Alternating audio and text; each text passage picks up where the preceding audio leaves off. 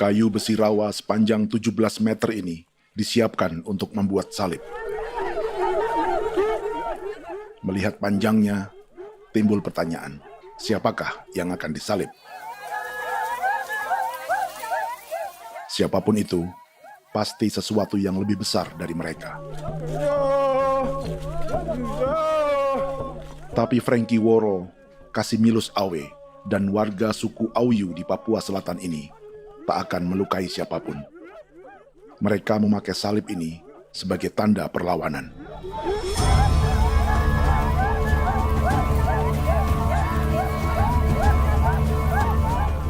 Yang mereka lawan memang lebih besar, yaitu pemerintah Republik Indonesia. Pemerintah sedang mengincar 2,5 juta hektar hutan orang Papua untuk proyek tanaman industri pangan dan energi.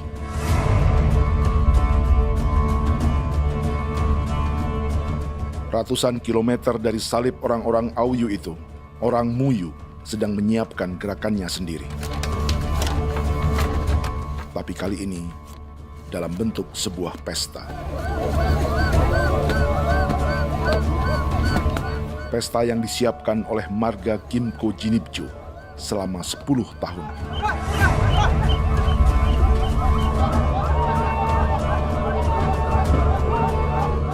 Sosok di marga ini adalah Willem Kimco, orang asli Papua yang tak punya kartu identitas kewarganegaraan manapun.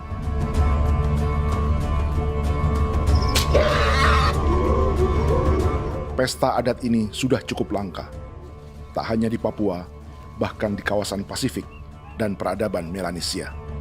Awalnya bayarnya aneh kalau bukan. Itu nih hati kau kuda kerem bipnuka, dan kita ya kati kau berem barandipo. Kau memang ambil kau kuning. Ada gagasan dan gerakan sosial di balik pesta orang-orang Muyu ini, sama dengan gerakan salib merah yang dimulai orang-orang Auyu. Salib ini akan menjadi yang terbesar dari 1.800 salib merah yang telah ditancapkan berbagai suku di Papua Selatan dalam 10 tahun terakhir. Ribuan salib merah yang dipadukan dengan palang adat adalah tanda larangan yang menyatukan unsur-unsur adat dan agama. Kami percaya bahwa kalau memang kami sudah tidak mampu untuk menyelesaikan persoalan ini, dalam hal ini perusahaan tidak bisa masuk, berarti kami minta bantuan kepada nenek moyang dan Tuhan. Atribut perang orang Auyu ini diukir atau dilukis, digambar di batang salib ini dengan tujuan bahwa kami larang dengan sangat keras. Jadi apabila siapapun, baik dari antara kita sendiri yang melanggar batas ataupun pihak lain yang mau mengganggu keselamatan hak tanah adat kami, maka kami siap untuk melakukan ancaman perang. Salib-salib ini tidak ditancapkan di halaman-halaman gereja, melainkan di tanah dan hutan adat, di dusun-dusun sagu, dan di tempat-tempat yang disakralkan. Sebab 1.800 palang adat dan salib ini memang bukan semata tentang agama, tapi untuk mencegah negara dan perusahaan memasuki tanah dan hutan adat mereka. Papua bukan Auyu.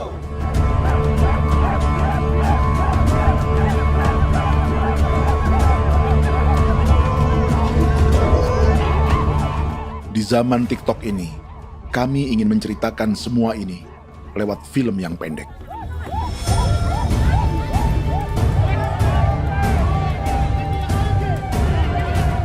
Tapi kami jelas gagal.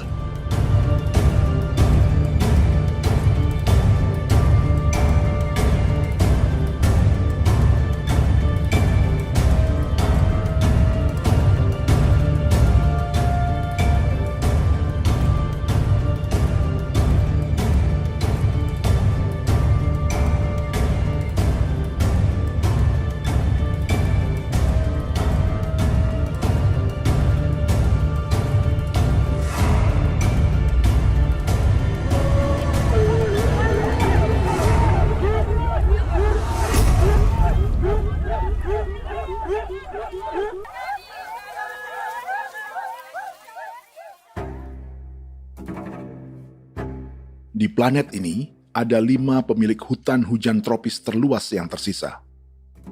Kongo di Afrika, Brazil, Peru, Bolivia, dan Indonesia.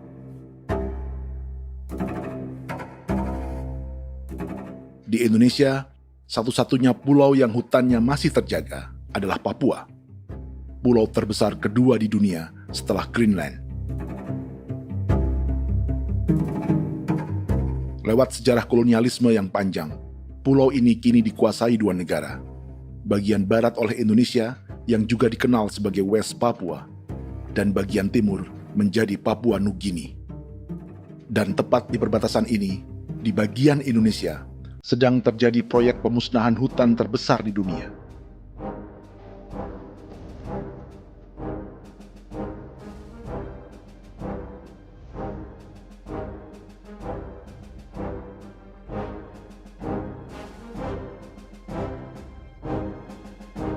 Pemerintah Indonesia sedang membuka lebih dari 2,5 juta hektar hutan untuk sawit, tebu, padi, dan peternakan.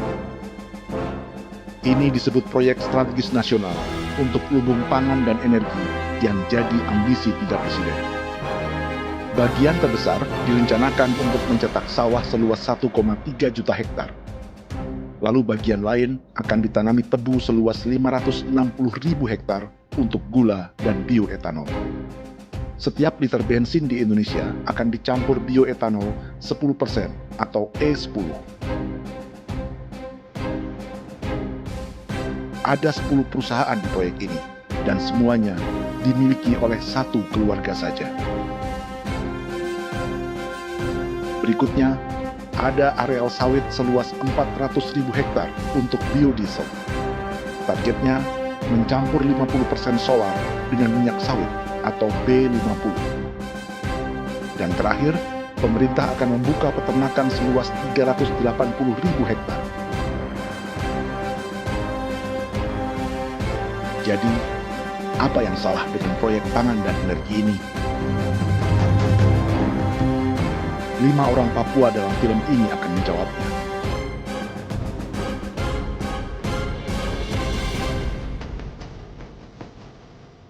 Yang pertama adalah Yasinta Moiwen dari suku Marin.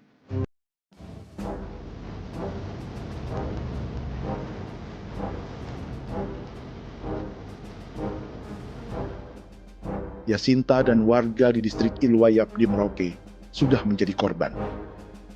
Hutan dan rawa sebagai sumber pangan dan ekonominya telah dihancurkan.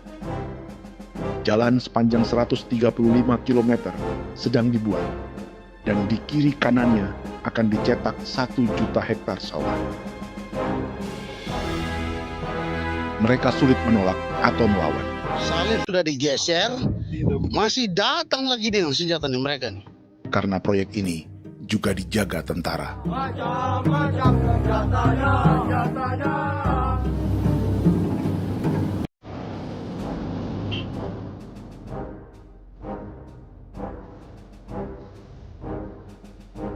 Yang kedua adalah Natalis Puer di distrik Tanah Miring, Merauke.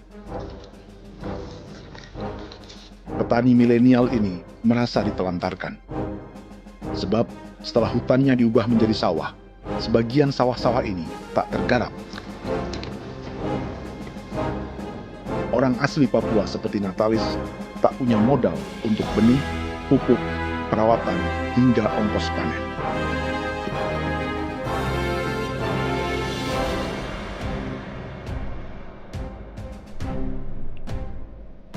Orang ketiga adalah Vincent Kwipalo dari suku Yenan di distrik Jagebob, Merauke. Vincent dan suku Ye sedang menjadi korban. Hutan adat orang-orang Ye sedang dihancurkan untuk perkebunan tebu dan bioetanol. Tanah mereka juga diincar untuk markas-markas militer, pasukan yang akan menjaga proyek pangan dan energi ini.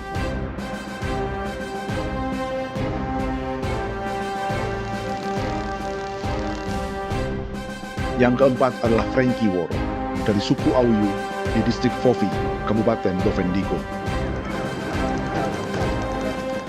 Hutan dan tanah mereka terancam perluasan perkebunan sawit untuk campuran biodiesel atau B50. Orang-orang dari suku Auyu ini adalah calon korban. Merekalah salah satu pelopor gerakan Palang Adat dan Salib Merah. Meski kadang berseberangan dengan gereja yang mereka anggap lebih mendukung pemerintah dan perusahaan. Mereka bahkan sedang merencanakan gerakan yang lebih besar, dengan salib yang lebih besar. Tanah milik Somu Sobisiba itu bahwa tanah ini diciptakan oleh Tuhan dan memberikan warisan kepada kami. Kami ini hanya hak jaga.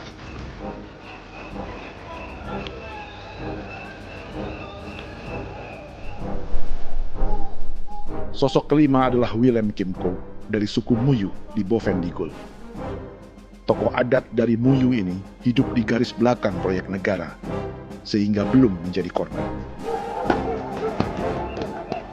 Tapi mereka sedang bersiap menghadapi segala kemungkinan. Tinggal di belantara dan perbatasan membuat sebagian mereka tak punya status keluarga negara.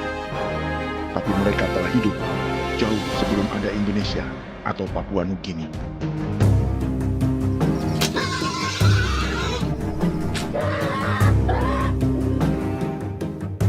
Kelimanya mewakili jutaan orang asli Papua yang sedang terancam eksistensinya. Jika kita merasa kepunahan peradaban Neanderthal di Eropa, Aztec dan Inca di Amerika, atau aborigin di Australia adalah sejarah masa lalu, film ini menceritakan bagaimana pemusnahan sebuah bangsa dan kepunahan sebuah peradaban sedang terjadi di masa hidup kita. Kepunahan bukan karena kerusakan lingkungan dan ruang hidup semata, juga karena dihantam 60 tahun operasi militer.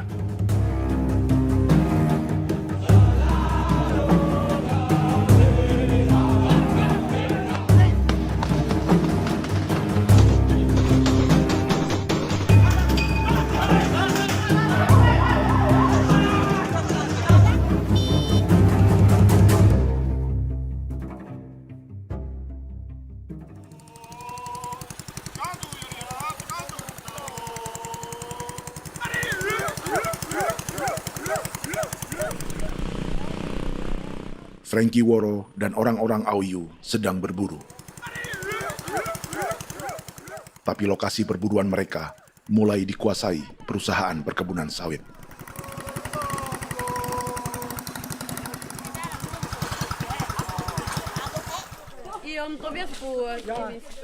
Kita akan menuju arah ke Inabusu. Di sana kami akan masuk di wilayah konsesi perusahaan PT Indo Asiana Lestari, dan di situ ya ada survei-survei mereka yang mereka pernah lakukan, tapi juga kami ada lakukan tanda-tanda saksi di sana.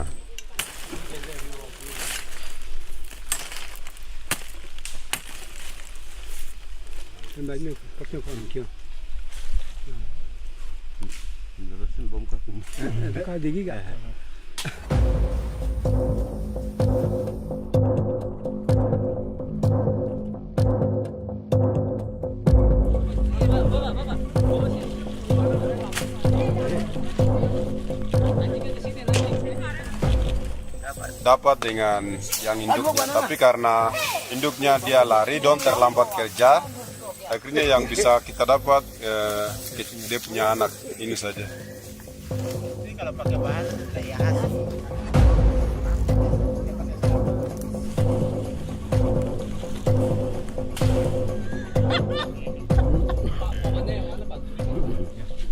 Pohon ini pohon bitanggur, dia punya kayu ini kita biasa gunakan untuk kerja perahu, dan juga kulit depu getanya itu kita pakai untuk kerja ini, panah-panah ini lem, jadikan lem ini, panah-panah. Hutan ini adalah supermarket bagi suku Auyu. Juga lumbung pangan atau bank untuk menyimpan deposito kekayaan alam. Hutan juga tempat yang penuh dengan sejarah suku, situs budaya, dan tempat-tempat sakral. Inilah yang sedang mereka pertahankan dari incaran pemerintah dan perusahaan. Untuk semua alasan ini, mereka menancapkan ribuan salib merah.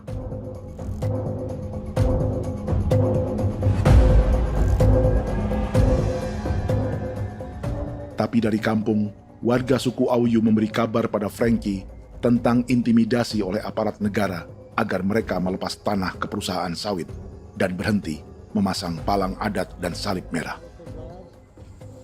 Ada beberapa titik yang saya sudah siap, tetapi di sini emergensi dari saya, terutama di Kampung Sokangon, PT Damai Timber.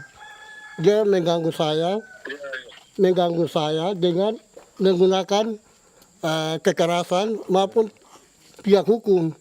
Dan kemarin saya ada pernyataan penolakan secara resmi, tapi masih tetap dengan menggunakan pihak hukum untuk masuk, untuk harus dituntut saya untuk harus diterima perusahaan itu. Kita di situ ada 15 marga, tetapi 15 marga juga tidak setuju.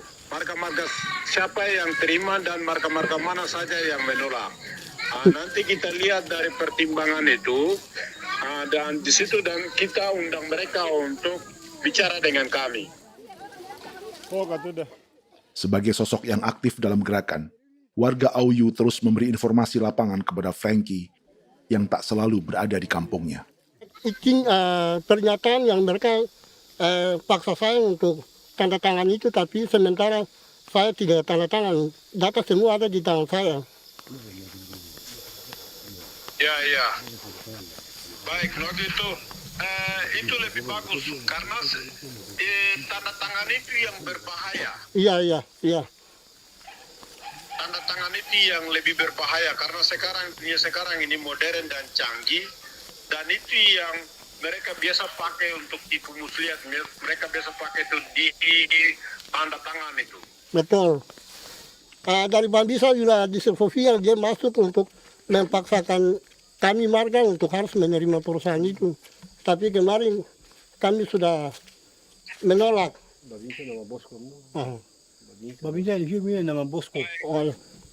Itu yang sekarang strategi militer yang sekarang mereka pakai. Jadi yang penting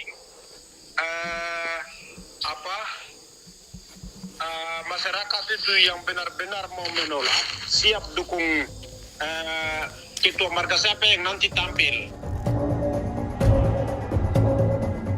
Ini adalah peta konsesi sawit untuk biodiesel dalam proyek strategis nasional.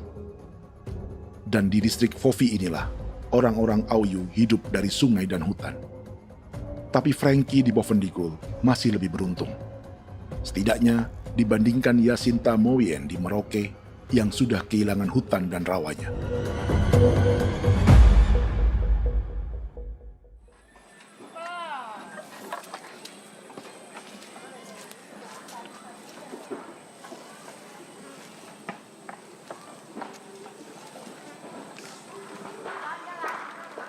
Yasinta dari suku Marin adalah petani sayur di Kampung Wanam, distrik Ilwayap, Merauke.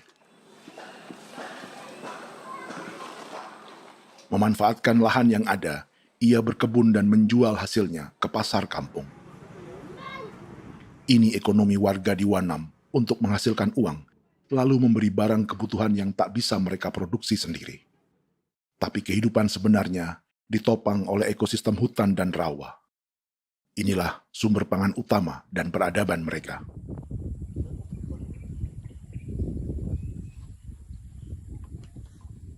Namun ketenangan ini diusik ketika tiba-tiba pada Mei 2024, di Pelabuhan Wanam datang ratusan alat berat untuk proyek pangan dan energi pemerintah.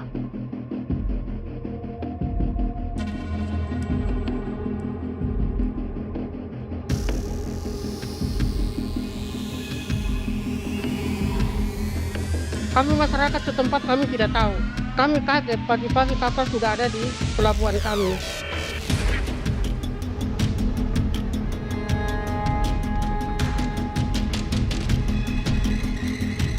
Yasinta Mowien atau Enrika Gebze dan warga lainnya tak pernah diajak bicara atau dimintai pendapat.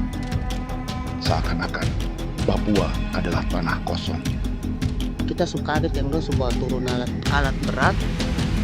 berat lomba turun, kita kaget masyarakat. Orang subongkar itu kayu-kayu.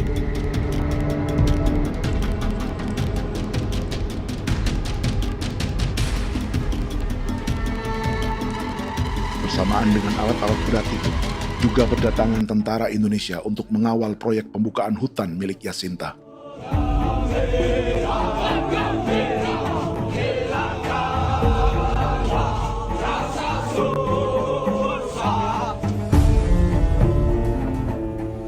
Ribu alat berat didatangkan dari Cina ke Papua oleh perusahaan bernama John Lin Group sebagai kontraktor pemerintah.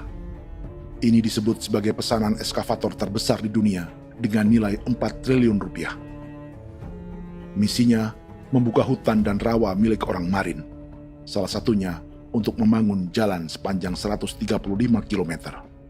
Sementara di kiri kanannya akan dicetak sawah yang ditargetkan seluas 1,3 juta hektar. Jalan berupa garis lurus ini bukan rute tradisional ekonomi masyarakat. Jalan ini akan menghubungkan kawasan perkebunan sawit dan tebu di sebelah timur, juga untuk mobilisasi pasukan militer. John Lin Group adalah perusahaan yang dimiliki Andi Samsudin Arsyad atau yang dikenal dengan Haji Isam. Sebagian orang mengenalnya sebagai pengusaha yang hobi balapan mobil.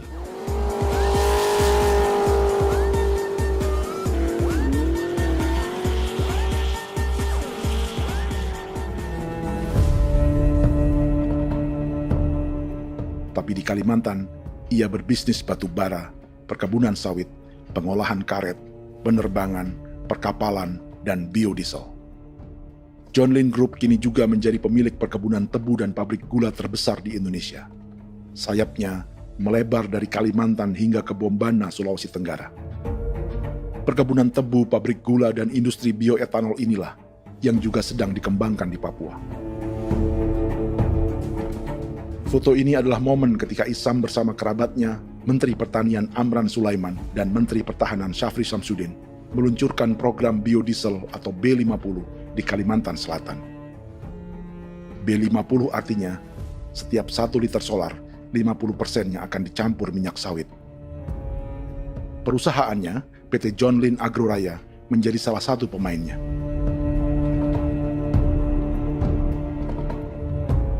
Sepanjang tahun 2025, saham PT John Lin Agroraya pernah naik hingga 700%.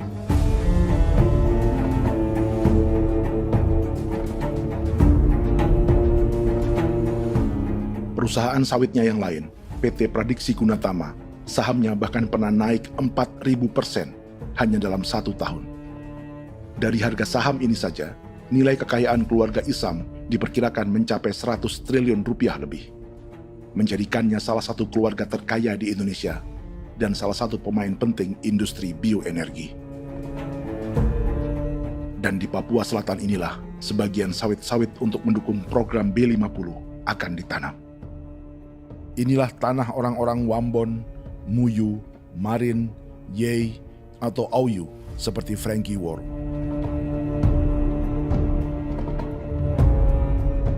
Haji Isam pernah menjadi tim kampanye nasional Presiden Joko Widodo dalam pemilu 2019 saat melawan Prabowo. Bintang Mahaputra Utama diberikan kepada Saudara Andi Syamsuddin Arsyad. Beliau berjasa luar biasa dalam mendorong pertumbuhan ekonomi daerah maupun nasional. Setelah menjadi presiden, Prabowo memberi gelar kehormatan Bintang Mahaputra Utama pada Isam.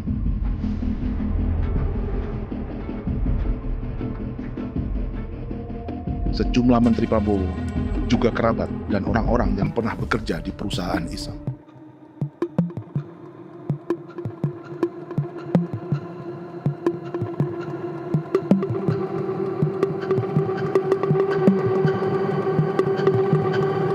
Lawan sebesar inilah yang sedang dihadapi Jacinta di kampung Wanam, Merauke.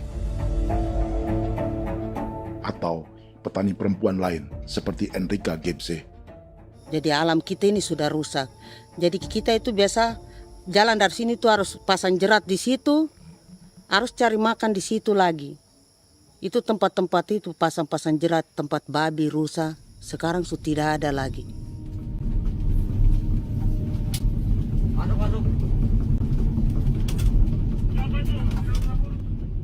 Rekaman ini memberi gambaran bagaimana Kasuari kehilangan rumah di bekas hutan dan rawa yang telah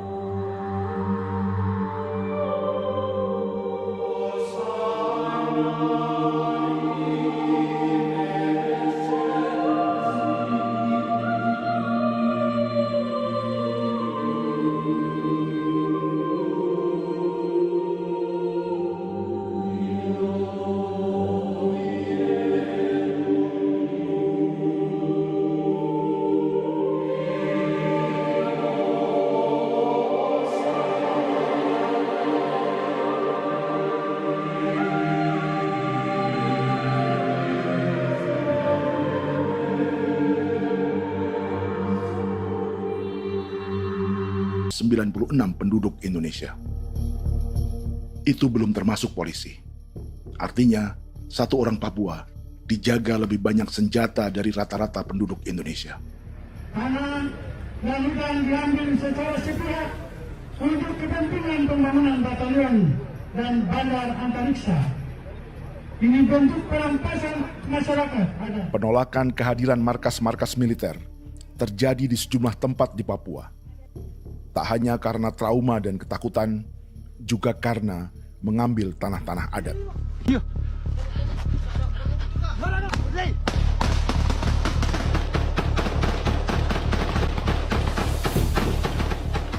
Salah satu alasan mengapa militer terus ditambah di Papua, karena masih ada perlawanan dari Organisasi Papua Merdeka atau OPM selama 50 tahun terakhir.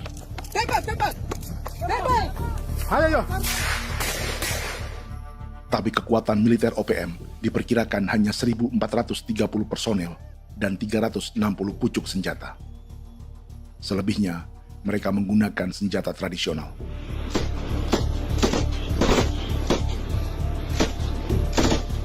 Dengan demikian, kekuatan tentara dan polisi di Papua 58 kali lebih besar dari gerilyawan Organisasi Papua Merdeka.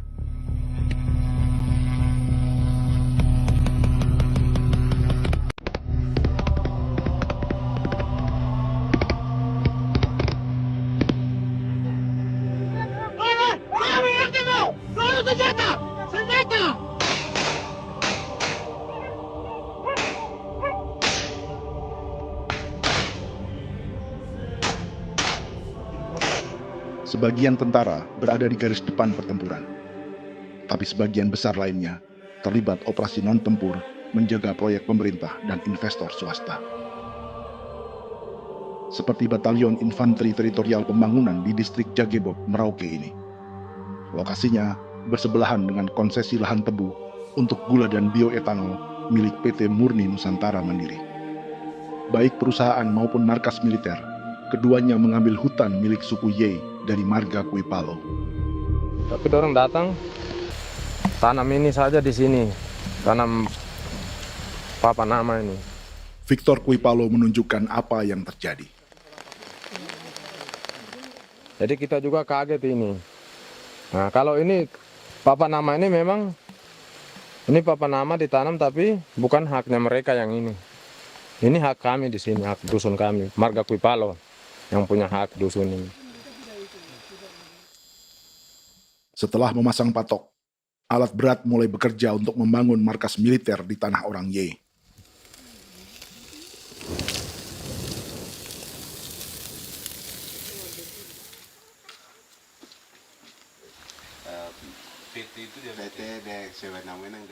Kehadiran markas militer mengkhawatirkan warga yang pernah mengalami trauma.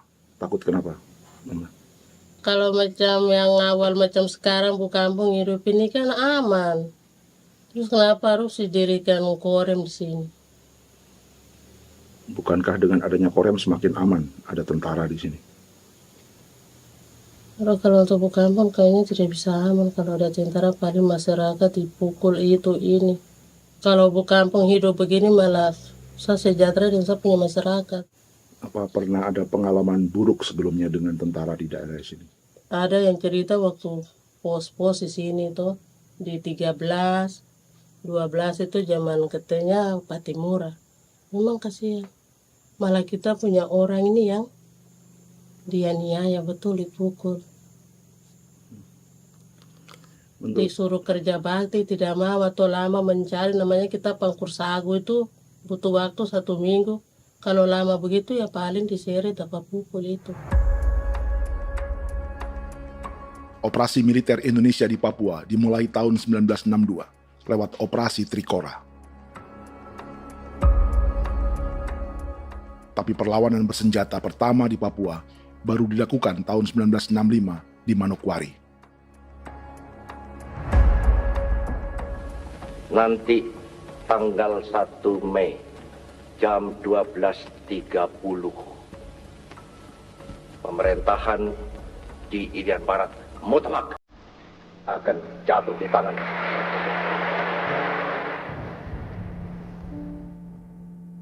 Sejak itu, selama 60 tahun, operasi militer untuk menaklukkan Papua terus dilakukan.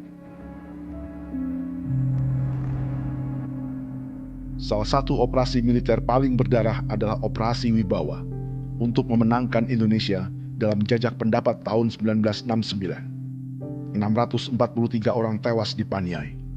Lalu disusul 4.146 korban tewas antara tahun 1977 hingga 1978.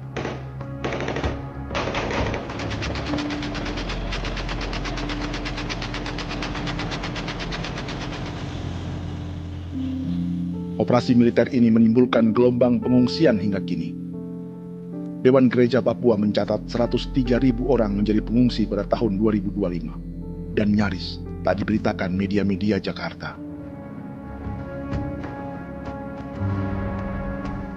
Jumlah pengungsi terbesar tercatat di Nduga yang mencapai 20.000 jiwa. Banyak di antaranya yang sedang hamil, seperti Jubiana, salah satu pengungsi Nduga. Jadi ini takarik mesti kaki be muguruk berselada di namen wane kosel. Bigari me. Egirik munene an nimbo mesle berselada ne. Wam darik lek prak de oi gore bangal no so ndak lo yo nandam yanet ndang no yat de nanen di ko nerwa membri wal marwa. Egirik muner wa tri ngel no semana. Ngal siak kaya berkumpul nyak masalah orena me woko seluk. Ri namen wani ko semane kuman nak wani ndemo ko ndak misri namen bre ko ko nak no semana ne. Nebe minit waru ra kana abi nindige. War de mino pragit de laina bulan Maret April yana mana kantan barang na lire na bamne. Jubiana lalu menamai anaknya pengungsi Kogoya. Selain Jubiana, juga ada Emma dari Maibrat yang melahirkan di hutan. Sampai di kampung gini, katanya bilang ada tentara yang bangun jembatan. Ya, capek itu juga pun masih tahan. Kembali lagi ke hutan lagi. Seperti itu sampai saya jatuh di tengah jalan. Orang sampai terbanting di kayu semuanya. Berasa sakit begitu. Melengkapnya tuh Domika Serli, pengungsi Wako. Masyarakat sipil dari Kampung Aitrem sementara mengungsi karena kampungnya sementara dikuasai oleh TNI Polri. Seratusan ribu pengungsi di Papua saat ini jauh melampaui jumlah yang mengungsi ke Papua Nugini tahun 1984, yaitu 10.000 orang karena menghindari operasi militer.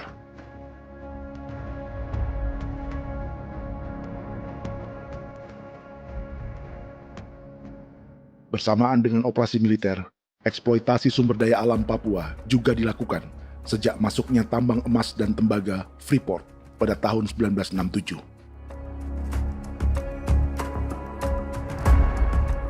Disusul perkebunan sawit awal tahun 1980-an. Lalu ada perburuan buaya untuk diambil kulitnya. Sebelumnya, ada eksploitasi gas alam di Teluk Bintuni, pencarian besar-besaran kayu gaharu, atau pembukaan hutan tanaman industri.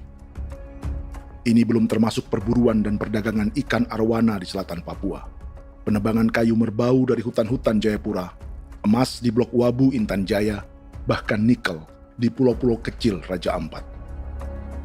Dan kini, dalam skala yang belum pernah terjadi dalam sejarah, Papua dipaksa mencetak sawah, tebu untuk bioetanol, dan sawit untuk biodiesel.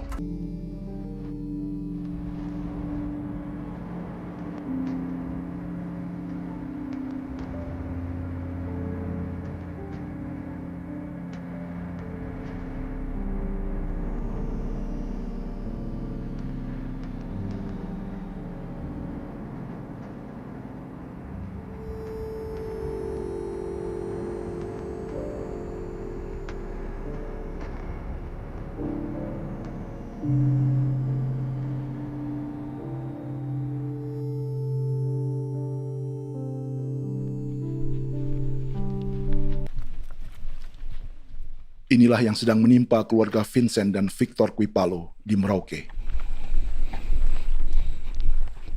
Hutan mereka diambil untuk markas militer dan industri perkebunan, PT Murni Nusantara Mandiri.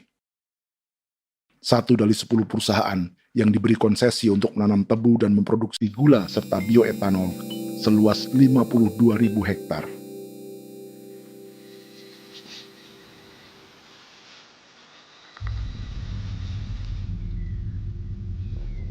Perusahaan ini dianggap mengambil hutan dan tanah orang-orang Ye, terutama marga Kuipalo, yang memiliki hak adat terhadap 2.300 hektar hutan.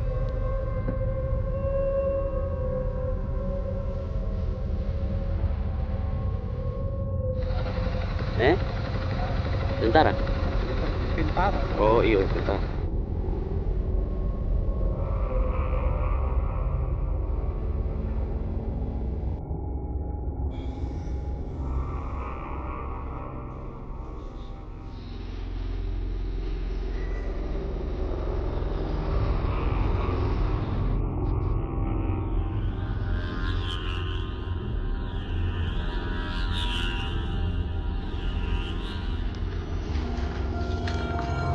Keluarga Kuipalo sedang melihat apakah perusahaan semakin mengancam tanah mereka.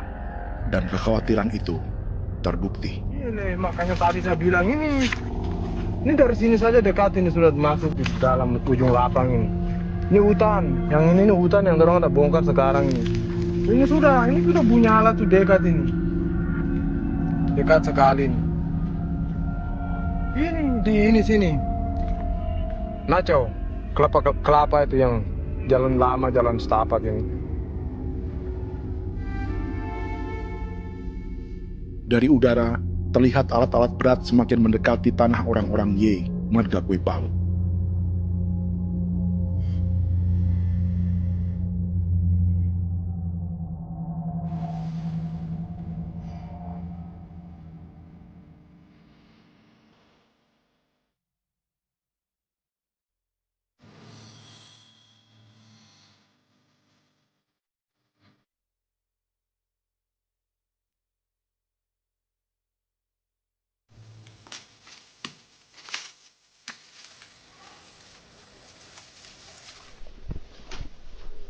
Keesokan harinya, Victor dan kerabatnya memberi tanda cat merah di pohon-pohon yang berada di batas tanah mereka.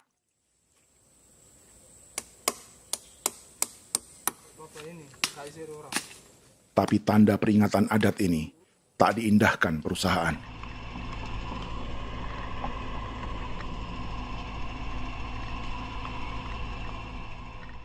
Dua bulan kemudian, perusahaan tetap memasuki tanah marga Kuipalo. Sama-sama. Kami manusia, kau lihat. Tapi sudah sakit hati sekali saya kasih tahu adik. Ini sama baik ini kalau pikiran berubah lagi hari ini. Kami juga punya tangan, hanya beda rambut. Mister itu juga. Woi, buka. Tidak.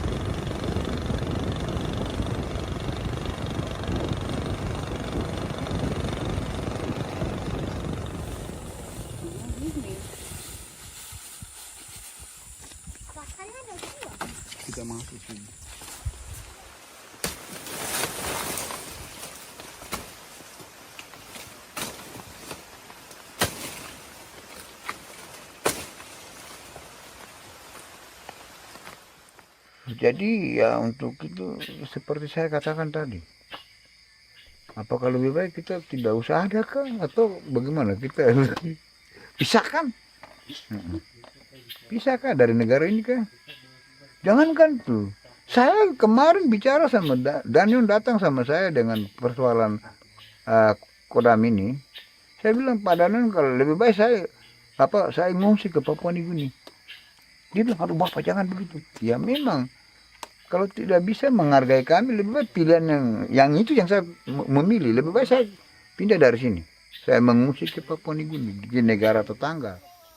Masih di laut. Apa? Ada ini.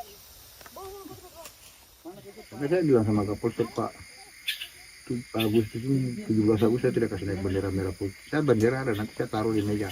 Bendera saya ada. Karena saya punya pikiran percuma kita ini merasa bahwa kita hidup di bawah naungan merah putih. Ternyata merah putih tidak lindungi kami. Tidak anggap kami sebagai kami rakyatnya. Dia lambang negara. Dan kami menghargai lambang negara itu. Ternyata lambang negara ini, kita bernaung di bawah lambang negara ini, kita tidak dilindungi. Hak kita tidak dihargai.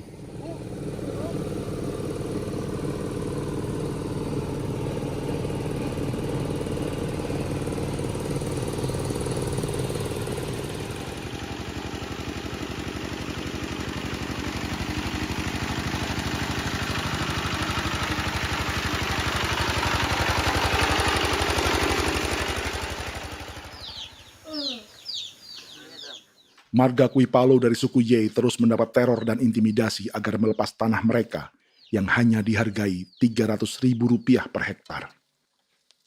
Tapi mereka tidak berjualan tanah.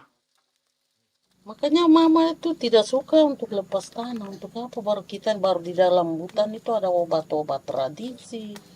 Itu sudah Kalau macam ada sayur juga, kita ambil sayur yang dia tumbuh sendiri.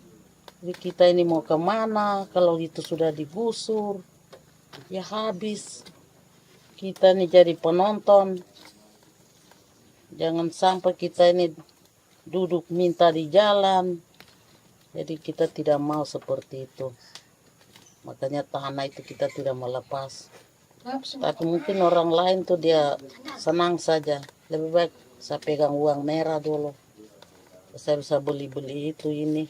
Nanti datang uang sudah habis, gembel. Mau cari kemana lagi, hutan sudah habis. Mau makan ikan di mana, kali sudah hancur.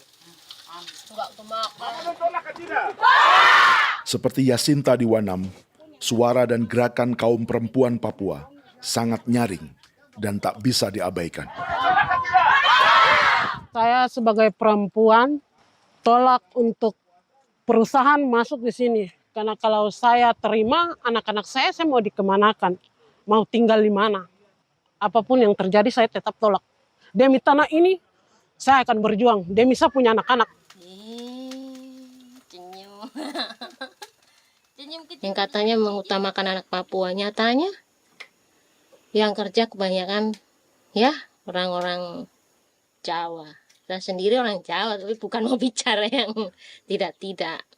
Memang kenyataannya seperti orang-orang Papua itu diterbelakangkan, kurang diutamakan, gitu.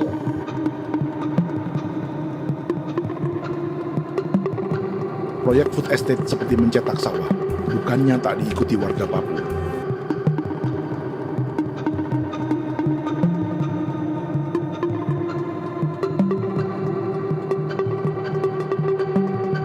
Salah satunya Natalis Buer di distrik Tanah Miring, Merauke.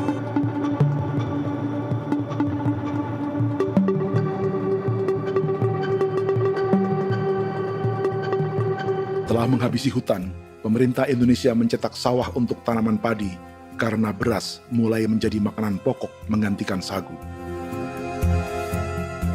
Sebagian besar penggarapnya adalah warga transmigran yang datang sejak era 1980-an. Bahkan petani transmigran sudah ada sejak Belanda membuka proyek padi kumbe di distrik Kurik. Lokasi yang sering jadi langganan pejabat Indonesia memamerkan sawah di Papua. Tapi Natalis juga ingin belajar menanam padi atau bersawah. Namun ia kesulitan karena dibutuhkan modal untuk benih, pupuk, hingga pemeliharaan dan panen. Lalu sawah-sawah ini pun mulai dikuasai pendatang.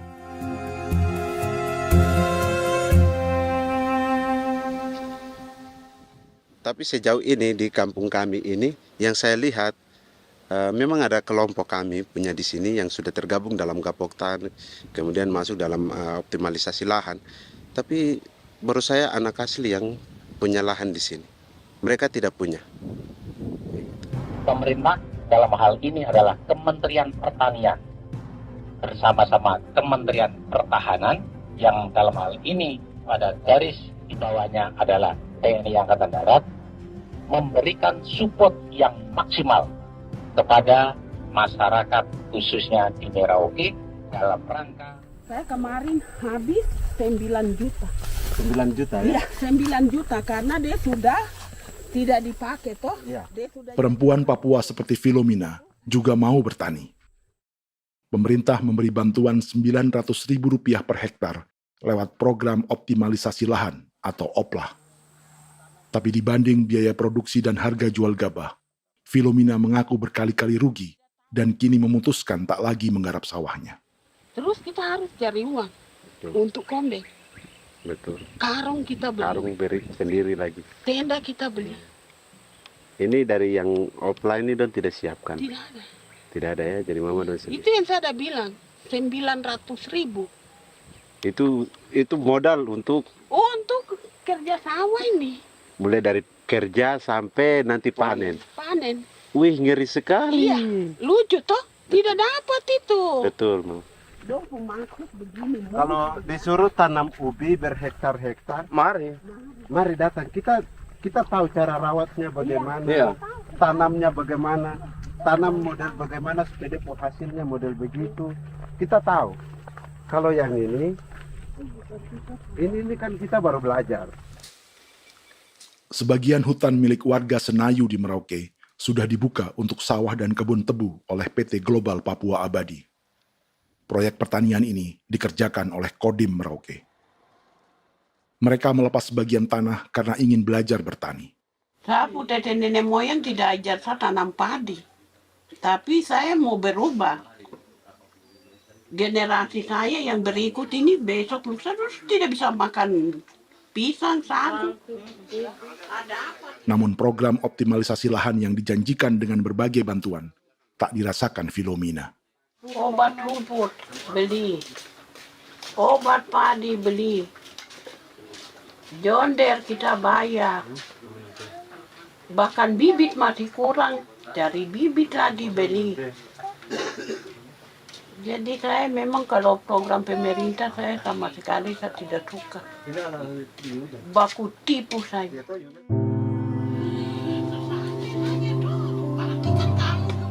Mereka merasa ditinggalkan sendiri, jatuh bangun belajar bertani padi. Sementara sumber pangan dan air yang semula mudah didapat, kini telah berganti sawah dan kebun tebu. Dulu kita masih bisa jalan, nanti masak di kali, pakai air kali. Minum pakai air kali. Sekarang kok mau masak? Tidak ada air. Air sudah susu, mau minum tidak bisa. Sudah dengan obat. Drone semprot tebu itu saja drone. Drone yang semprot. Saya lihat di itu. Jadi kita bukan drone yang terbang di atas untuk disemprot. Dong lempar pupuk di bawah ya dia mengalir ke kali. Mengalir ke kali, ke rawa-rawa.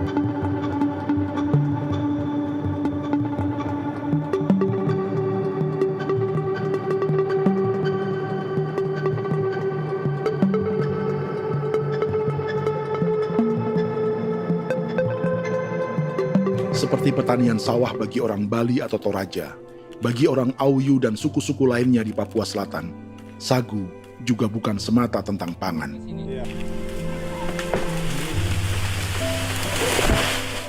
Bagi orang Auyu dan Marin, sagu adalah kerabat, sosok orang tua, sosok nenek moyang yang harus dijaga dan dilindungi. Lagi bikin apa mama ini mama? Pakai toko itu sagu.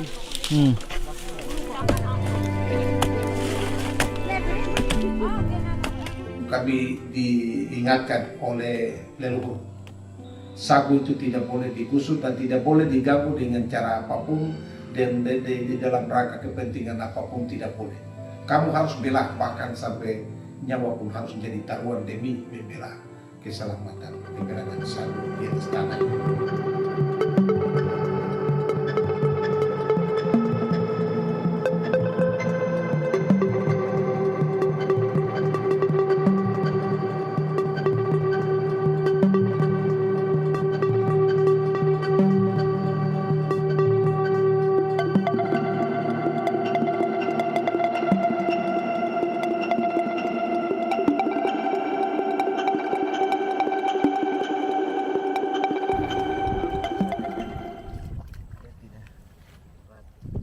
Menurut Natalis, pemerintah di Jakarta mendefinisikan lumbung pangan semata urusan beras dan mencetak sawah.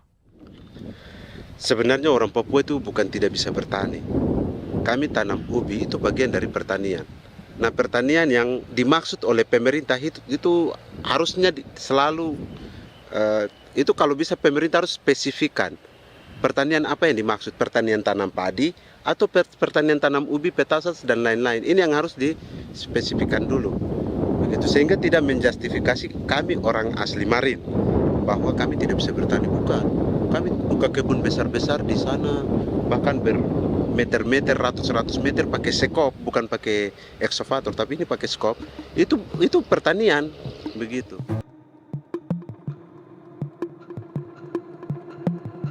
Bagi Natalis, alih-alih memaksimalkan sawah-sawah yang sudah ada untuk petani Papua,